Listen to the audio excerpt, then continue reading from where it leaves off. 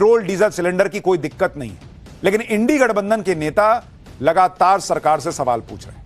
विपक्ष कह रहा है कि हालात जैसे भी हैं इस पर संसद में चर्चा कराइए। कांग्रेस इस मुद्दे पर चर्चा की मांग को लेकर अड़ी हुई। दूसरी तरफ ममता बनर्जी आरोप लगा रही है कि चुनाव के बाद मोदी सरकार न गैस देगी न कैश। तेल और युद्ध को लेकर कैसे पॉलिटिक्स हो रही है, कौन क्या क्या कह रहा है, पीएम मोदी ने कौन से कांग्रेस पर कैसे पलटवार किया है, गिरते रुपये की सच्चाई क्या है। एक तरफ पेट्रोल डीजल सिलेंडर को लेकर डर है, उधर शेयर मार्केट और अर्थव्यवस्था की हालत को लेकर भी डर है। मार्केट आज फिर भयंकर गिरा है, निवेशकों के करोड़ों रुपए डूब गए हैं, रुपए में ऐतिहासिक गिरावट आई है। इस सब के बारे में आज आपको बताऊंगा। सरकार क्या अपडेट दे रही है, समंदर के रास्ते कितने टन एलपीजी के जहाज आ रहे हैं, केरोसिन को लेकर सरकार क्या कह रही है, दुनिया के बाकी देशों में क्या हालात हैं, पाकिस्तान में कैसे हाहाकार मच गया है। पश्चिम एशिया की परिस्थिति है, एलपीजी का क्राइसिस है, कच्चे तेल का क्राइसिस है, फर्टिलाइजर का क्राइसिस है। इसके ऊपर चर्चा होनी चाहिए हाउस में। पटल पर रखे जा हम लोग डिबेट मांग रहे हैं वेस्ट एशिया में जो जंग हो रहा है उस पर, क्योंकि पूरा देश संकट में है। आप सब जानते हैं कि आज गैस सिलेंडर की कितनी कीमत हो गई है और मुश्किल और संकट आ रहा है और भी। तो हम लोग डिस्कशन चाहते हैं, तो आशा है कि सरकार डिस्कशन कराएगी। विपक्ष युद्ध के हालात पर चर्चा की मांग कर रहा है। सरकार कह रही है कि वो लगातार विपक्ष के संपर्क में, प्रधानमंत्री मोदी खुद बयान दे चुके हैं, इसलिए अभी संसद में जो चीजें तय हैं उस पर बात होनी चाहिए। इसी को लेकर संग्राम छिड़ा हुआ है। 5 राज्यों में चुनाव भी हैं। चुनाव प्रचार में भी पेट्रोल डीजल सिलेंडर मुद्दा बन गया है। आज राहुल गांधी ने केरल में प्रचार किया। यहां राहुल गांधी ने कहा कि आर्थिक भूकंप आने वाला है, तेल के दाम भयंकर बढ़ने वाले हैं। राहुल गांधी ने पूछा कि लोगों के हितों को बचाने के लिए पीएम मोदी क्या कर रहे हैं। सुनिए Rahul Gandhi. You see what is going on in the Middle East. There is an economic earthquake that is coming. It is visible. Fuel prices, petrol prices are going to skyrocket. I want to ask Narendra Modi and your Chief Minister, what actions have you taken to protect the people of Kerala and the people of India from this earthquake that is coming? Rahul Gandhi पूछ रहे हैं कि सरकार क्या कर रही है इस आर्थिक भूकंप से बचाने के लिए। वो केरल के सीएम से पूछ रहे हैं क्योंकि वहां उनकी सरकार नहीं है। हिमाचल में आपने जो किया है वही ब्लूप्रिंट सबको दे दीजिए सर, वही कर देते हैं देश भर में।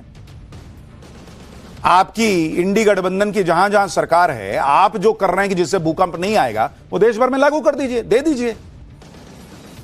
भाई ये मिलके लड़ने वाला संकट है। जैसे कोरोना आया था और कोरोना के बाद भी भारत की अर्थव्यवस्था खड़ी हुई, इसलिए ये ना कहिए कि हम एकदम खत्म हो जाएंगे। हां संकट है, मिलके लड़ना होगा। अभी सरकार ने जो है वो एक्साइज ड्यूटी घटाई है। हालांकि मुझसे आप पूछिए तो मैं तो कहता कि तेल कंपनियों को फायदा मत दीजिए, उनको राहत मत दीजिए। अभी पिछले 4-5 साल से तेल कंपनियां मुनाफा कमा रही थी, महीने भर नहीं संभाल सकती थी, 6 महीना वो दुख दर्द नहीं सह सकती थी। आम आदमी को तकलीफ नहीं हो रही है, आम आदमी को भी तो नुकसान हो रहा है। कईयों के बिजनेस बंद हो रहे हैं, कईयों का रोजगार चला गया, वो गांव चले गए। ये संकट की स्थिति है। सरकार को अभी एक एक पैसा जो है वो कई जगह लगाना पड़ सकता है। आगे कहां जाके युद्ध रुकेगा अभी पता नहीं। 10 तरह के संकट आएंगे, जगह जगह पैसा खर्चा करना होगा। ये तेल कंपनियों को सबसे ज्यादा आग लगी हुई थी कि नहीं हमको नुकसान हो रहा, हमको नुकसान हो रहा है। और जब मुनाफा हो रहा था तब खैर इधर राहुल गांधी ने मोर्चा खोला हुआ है। उधर बंगाल में अपने किले को बचाने में जुटी सीएम ममता बनर्जी भी युद्ध के इंपैक्ट को लेकर मोदी सरकार को घेर रही। ममता बनर्जी ने आरोप लगाया कि अभी गैस नहीं मिल रही तो लोगों को कैश दिया जा रहा है। चुनाव के बाद ना कैश मिलेगा ना गैस। सुनिए ममता बनर्जी। মানুষ গ্যাস পাবে না, ইলেকশনের আগে দেবে ক্যাশ, আর ইলেকশনের পরে গ্যাসও বন্ধ, ক্যাশও বন্ধ। এটা বিজেপির খেলা। यानी यहां संकट के बीच तेल और गैस को लेकर, सिलेंडर को लेकर भयंकर पॉलिटिक्स भी शुरू हो गई। इधर इंडी गठबंधन पीएम मोदी को घेर रहा है, पेट्रोल सिलेंडर को लेकर सवाल उठा रहा है, डिप्लोमेसी में पाकिस्तान के रोल को लेकर सवाल हो रहे हैं। उधर इंडी गठबंधन में शामिल सीएम उमर अब्दुल्ला कह रहे हैं कि इस युद्ध को रुकवाने में पीएम मोदी अहम रोल निभा सकते हैं क्योंकि उनके सबसे अच्छे संबंध हैं। हम तो चाहेंगे कि वॉर जल्दी खत्म हो और इसमें जो रोल वजीर आजम साहब अदा कर सकते हैं वो शायद और कोई अदा नहीं कर सकता, क्योंकि उनके अच्छे ताल्लुकात हैं इन तमाम मुल्कों के साथ। अब अगर ट्रंप साहब इतनी बेवकूफ़ी करें, ये जानते हुए भी कि ईरान पे सालों साल किसी ने राज नहीं किया है, इतना आसान नहीं होगा। ममता बनर्जी, राहुल गांधी ने पीएम मोदी के खिलाफ मोर्चा खोला तो पीएम मोदी ने भी पलटवार किया। रविवार को पीएम मोदी ने केरल में चुनाव प्रचार के दौरान कांग्रेस को बहुत कुछ सुनाया। पीएम मोदी ने कहा कि युद्ध के बीच कांग्रेस खतरनाक बयानबाजी कर रही है। एक बार उनको सुनिए, फिर ग्राउंड पर हालात क्या हैं आपको बताता हूं। वहीं संवेदनशील मामले में कांग्रेस जिस तरह की बयानबाजी कर रही है वो भी आपको याद रखना है। कांग्रेस जिस तरह के बयान दे रही है वो खतरनाक है। कांग्रेस चाहती है कि खाड़ी देशों में रहने वाले करीब 1 करोड़ भारतीयों की जिंदगी खतरे में पड़ जाए और फिर कांग्रेस इसका सियासी फायदा उठा सके। देखिए, भारत इस युद्ध में किसी का पक्ष नहीं ले सकता, क्योंकि एक तरफ ईरान है, दूसरी तरफ खाड़ी देश है जहां लाखों भारतीय रहते हैं। भारत के सामने चैलेंज यह है कि ईरान के समंदर के रास्ते भारत का ज्यादातर तेल गैस आता है। अब सप्लाई रुकी हुई, जहाज फंसे हुए हैं। सबसे ज्यादा लोगों की चिंता एलपीजी सिलेंडर को लेकर ही है। गैस एजेंसियों पर सिलेंडर की लंबी लंबी लाइनें देश देख चुका है, लेकिन एलपीजी सिलेंडर को लेकर सरकार ने आज फिर भरोसा दिया कि एलपीजी की कोई कमी नहीं। पेट्रोलियम मंत्रालय ने बताया कि 2 दिनों में 1 करोड़ 4 लाख सिलेंडर की बुकिंग हुई। 2 दिनों में 92 लाख सिलेंडर लोगों को दिए गए। कमर्शियल एलपीजी की डिलीवरी भी 70% बढ़ाई गई है। ढाबों, रेस्टोरेंट, प्रवासी श्रमिकों को सिलेंडर देने में प्राथमिकता दी जा रही है। गैस की कमी से घरों में खाना बनाने का संकट खड़ा ना हो, इसके लिए सरकार ने एक 60 दिनों का इमरजेंसी प्लान भी बनाया है। केंद्र सरकार ने राज्यों में पीडीएस यानी पब्लिक डिस्ट्रीब्यूशन सिस्टम के तहत एसकेओ यानी सुपीरियर केरोसिन ऑयल बांटने की इजाजत देते हुए एक अधिसूचना जारी की, जिसके मुताबिक अब राशन की दुकानों के साथ साथ पेट्रोल पंप पर भी केरोसिन मिल सकेगा। राज्य सरकारों को अपने हर जिले में 2 पेट्रोल पंप को चुनना होगा जहां पर केरोसिन बांटा जाएगा। इन पेट्रोल पंपों पर 5000 लीटर से ज्यादा केरोसिन नहीं रखा जा सकेगा। जो लोग केरोसिन खरीदेंगे उनके लिए शर्त यह है कि वो इसका इस्तेमाल सिर्फ खाना बनाने और रोशनी के लिए इस्तेमाल करेंगे। सरकार ने उन 21 जो ढाबे हैं वो अब केरोसिन से संचालित स्टोव की ओर वो अब बढ़ने लगे हैं।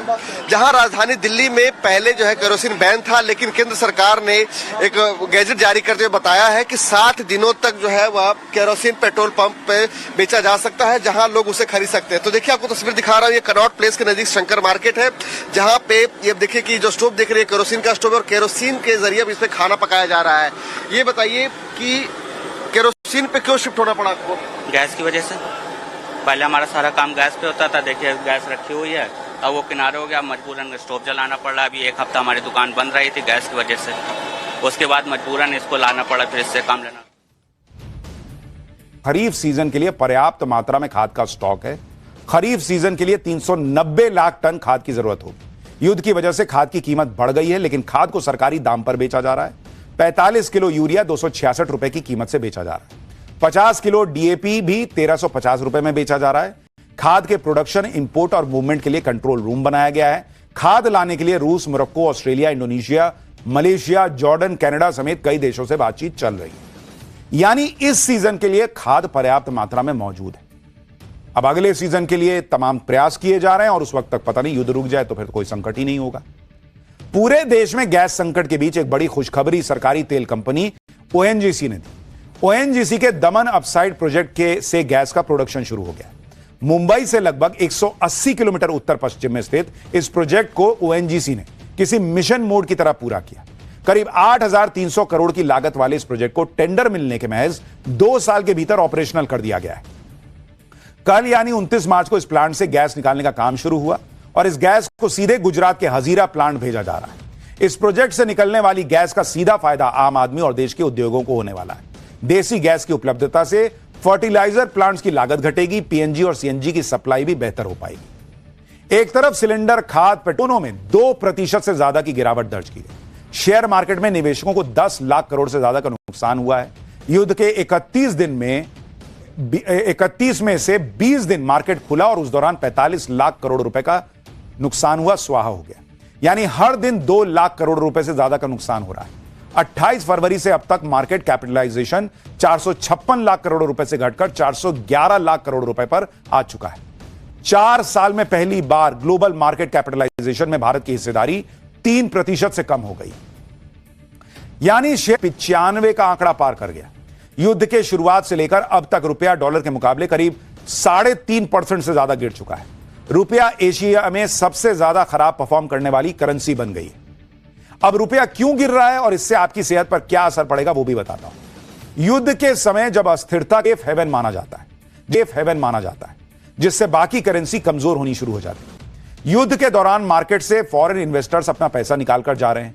जब फॉरेन इन्वेस्टर्स एग्जिट करते हैं तो वो रुपया बेचते हैं, डॉलर खरीदते हैं, इससे भी रुपया गिरता है।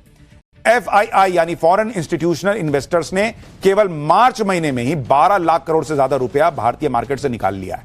यह ट्रंप के कुल युद्ध खर्च का 33% है। रुपया कमजोर होने से भारत का इंपोर्ट बिल बढ़ेगा। भारत ऑयल, इलेक्ट्रॉनिक्स, खाद समेत कई चीजें इंपोर्ट करता है। जब ये सब चीजें महंगी होंगी तो महंगाई बढ़ेगी, परिवहन और लॉजिस्टिक कॉस्ट बढ़ेगा, सब्जियां, दालें, दूसरे खाद्य पदार्थ महंगे हो जाएंगे। महंगाई बढ़ेगी तो खपत कम होगी। खपत कम होने से कई सेक्टर्स में मंदी आ सकती है। कई सेक्टर्स में स्लो परफॉर्मेंस से भारत की GDP ग्रोथ पर असर पड़ेगा। पूरा साइकिल है बॉस जो चले जा रहा है। वित्त मंत्री ने कहा कि देश की अर्थव्यवस्था की हालत मजबूत है, रुपया ठीक चल रहा है। उनके इस बयान पर लोकसभा में हंगामा मच गया। भारत की इकोनॉमी एकदम स्ट्रांग है। हमारे फिस्कल सिचुएशन स्ट्रांग है और फिस्कल डेफिसिट 5 साल में कैसे मेंटेन करके आ रहे हैं, इसके ऊपर पूरे दुनिया में प्रशंसा हो रही है। और ये भी है हमारे फॉरेन एक्सचेंज रिजर्व इतना बरकरार है, सॉलिड भी है। इसके कारण आज हम डॉलर का व्यवस्था को पूरे दुनिया देख रही है। हर एक इमर्जिंग मार्केट का इकोनॉमी के साथ भारत को तुलने में हमारे रुपया ठीक चल रही है और रुपया को ठीक चल रही है, बिल्कुल ठीक चल रही है। No, absolutely going fine. वित्त मंत्री मानने को तैयार नहीं है कि रुपया जो है वो नीचे जा रहा है। मतलब नीचे जा रहा है, लेकिन वो कह रही है कि ठीक कर रहा है। क्योंकि देखिए दुनिया में जो स्थिति है उसकी वजह से दुनिया भर की करेंसीज पर इंपैक्ट पड़ा है, लेकिन रुपये पे भी ज्यादा पड़ा है, ये भी दिख रहा है। हाँ, वो ये जरूर ठीक कह रही हैं कि हमारी अर्थव्यवस्था की नींव मजबूत है। हमें नुकसान तो होगा लेकिन हमारा बेस कमजोर नहीं है। हाँ, रुपया गिर रहा है, ये अलग सच्चाई है।